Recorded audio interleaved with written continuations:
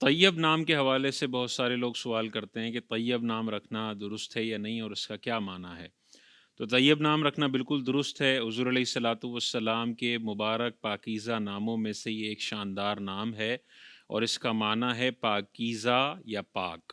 تو یہ نام بالکل اپنے بچوں کو دے سکتے ہیں، اور تاجدار کائنات کے نام مبارک ہونے کی بہت ساری برکتیں آپ کے بچے کو حاصل ہوں گی۔ لیکن اس میں بھی شاندار اور بہتر طریقہ یہ ہے کہ 7ویں دن اپنے بچے کو محمد نام دیا جائے،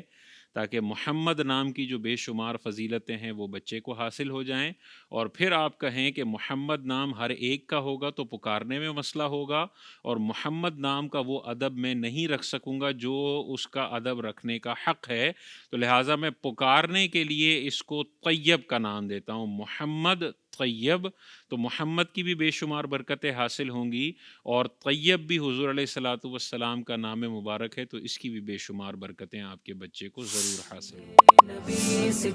زندگی کے تمام شعبوں میں دینی رہنمائی حاصل کرنے اور آخرت کو بہتر کرنے کے لیے ہمارے YouTube channel Islamic digital studio کو سبسکرائب کر لیں اور بیل آئیکن بھی پریس کر لیں۔ قرآن سے بھی ملاتا ہے ہمارا